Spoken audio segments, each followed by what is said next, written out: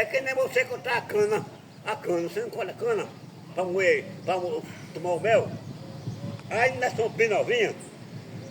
A bananeira também, você não arranca um, aí fica outro, um filhote. Pra entender, né, gente?